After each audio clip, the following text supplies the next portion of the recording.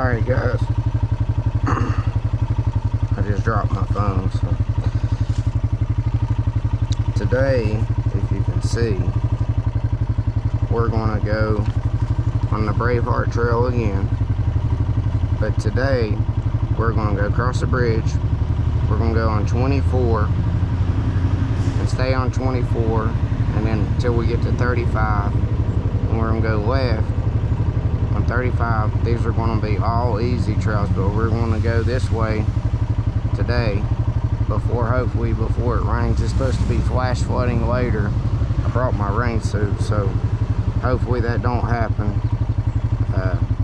So that's what we're going to do today. So we'll pretty much stay left and another left at 35 and 47, maybe 35, 37. There's something here, so we'll find out what that is, hopefully. So let's drive safely and check this trail out.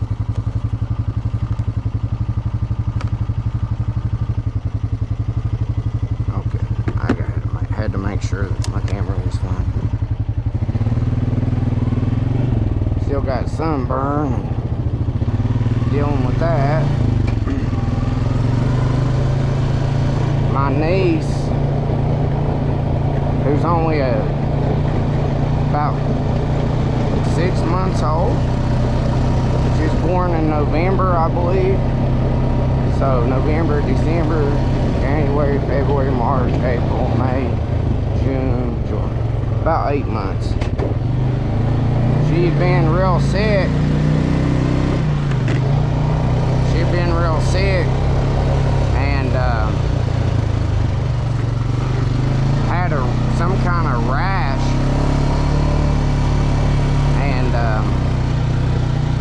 had a fever for over 2 consecutive weeks. Well, you know, they went to their local hospital, pediatrician, and they just gave her Tylenol and Motrin to help lower the fever. Anyways, well, so they did that, but the fever kept being persistent for 2 consecutive weeks. So they eventually started giving her some steroids. Well, it helped a little bit, but every time they stopped, it just came back. Well, so they went to a even better hospital for women and children's hospital. Well, they didn't know what it was. They said it was just a viral infection. Said it was just a viral infection and it had to run its course. But they didn't know. They said they didn't really know what it was. You know, they did blood work and all that stuff. Well, we were getting concerned because over 2 consecutive weeks of a fever running up 104, but they just, you know, they have to give her Tylenol and Motrin and stuff to keep her fever down, but it just kept coming back. And she'd break out with this rash all over her, you know, so we were getting concerned. And, you know, we've been praying for her and all that. Well, it kept just kept on. There wasn't nothing really improving like it normally should. So they were getting more and more concerned, naturally. So they took her to West Virginia University Hospital, which is the best hospital in West Virginia that they have. And they had all all kinds of doctors and stuff, and they still couldn't really diagnose what it was. So they did a skin biopsy for the rash, and they said there was a lot of inflammation in her blood, and that her white blood cell count was high and things like that. So obviously we're all getting more concerned. We don't know what's going on, you know. Even the doctors don't seem to understand what it is. There's speculation.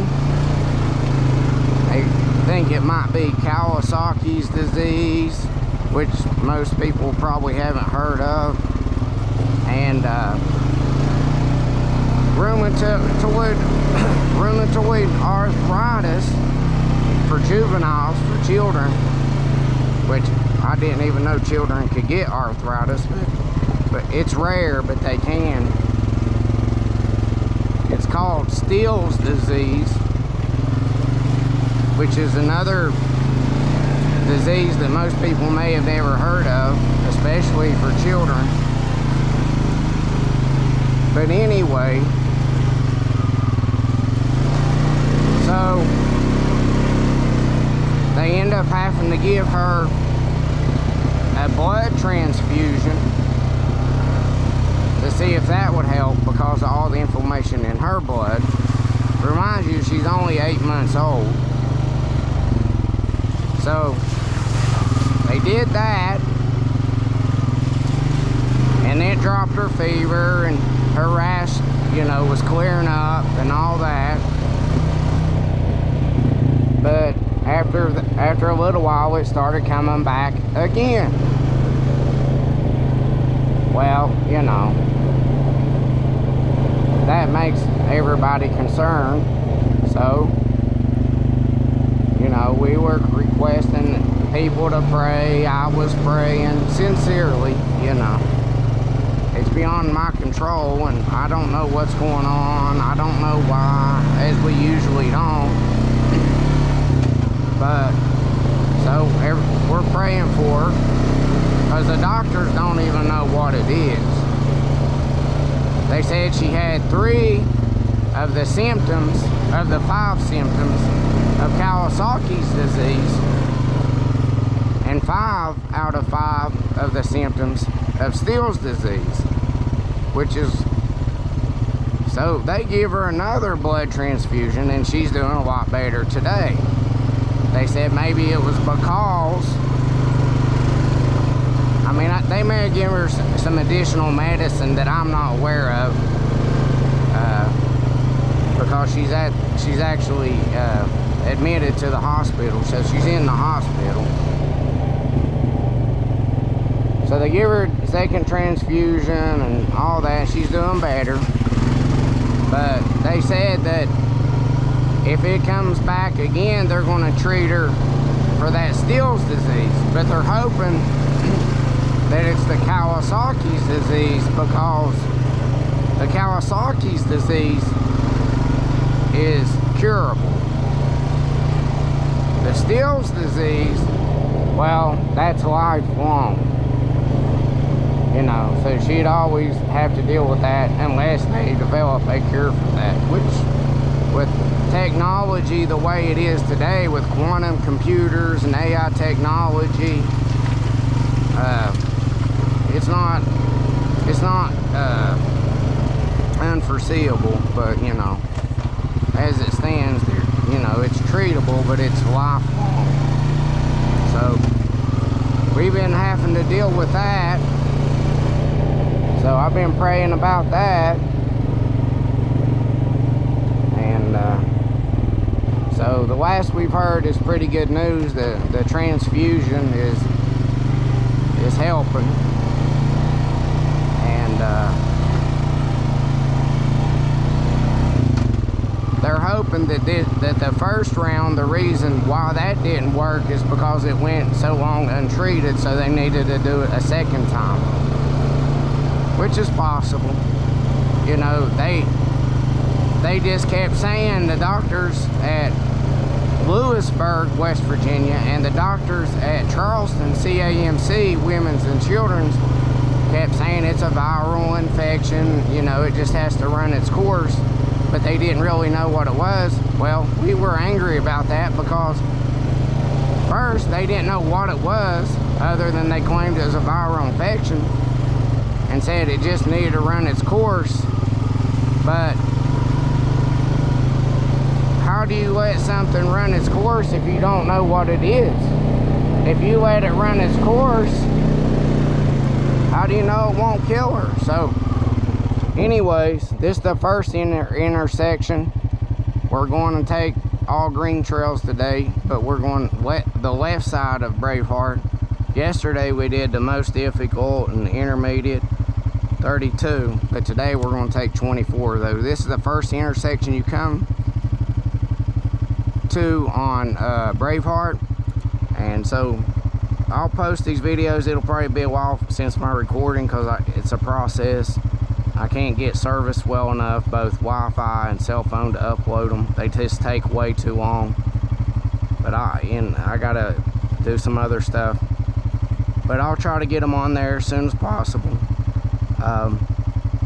But yeah, you go 32, and there's just, I mean, there may be some green trails, but a lot of them, it's all intermediate blue trails, and you go up there a little ways and you'll hit the most double black diamond, most difficult. It's not too bad compared to, like I've said, the most difficult on maybe Bear Wallow or Rock House. But it is steep. This is a new trail, but as it stands, July 17th, I think it's July 17th, Thursday. It's very steep, it's somewhat rocky, but it may get worse over time, which is typical in southern West Virginia. So just be aware of that. It is steep, may not be too difficult for side-by-sides that have a low center of gravity, long wheelbase. I mentioned that in another video, but it is relatively steep. I'm on a Rancher 350 or 420, but you know, so if you're on an ATV, just proceed with caution. It can get rougher, but it's not too bad. So we're going to go out this way today. I'm trying to map it out if people want to get it. This is, in my opinion, a mellow trail. It's not real difficult or extreme. It's a nice ride. I've seen 2 bear so far on this trail. I got it on video, which if you watch my videos you should see them, Lord willing. So I've seen 4 bear within a 2-week period already. I got a few days before I have to go back, but we're just trying to get a ride in today before it starts really raining. I brought the rain suit, so. But I've been out this way, but I'm just mapping it this time. I don't know that I've been all the way on it, but we're going to try it out. You know, since it's a new trail and stuff. I'm still dealing with the allergy flu. It's not bad. I'm getting better. But I still got it. I've been dealing with the sunburns because I got pretty burnt on the Greenbrier. But it's getting better. When I lived here, I was used to it, but it's been years since I've been in this climate. But it's not too bad. It's just I've lived in pretty far away in Wisconsin, 700 miles to be more precise, and well, it's just a different environment, you know, different plant life and stuff. So you may have if you go through what I went through, you may have to deal with something like that as far as allergies and stuff. Maybe not on a vacation, maybe, but if you're dealing with moving somewhere, just be aware that that may be something you'll have to go through, and it may take some time, or maybe even a couple of years, a couple of seasons or more.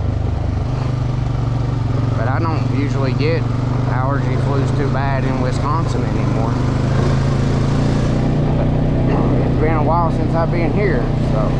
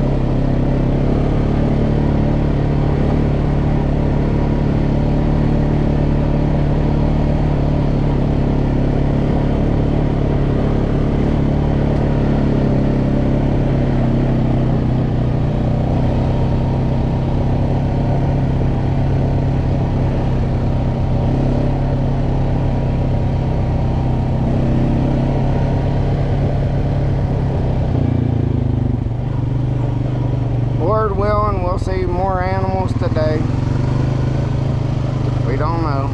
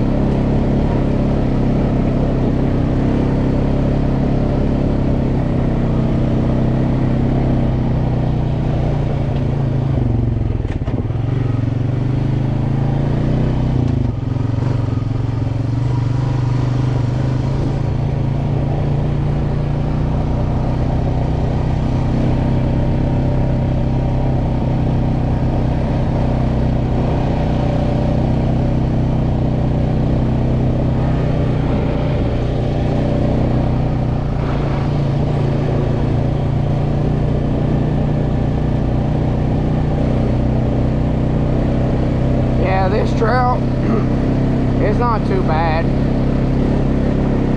I mean, it's an easy trail. Right here, it's not rough.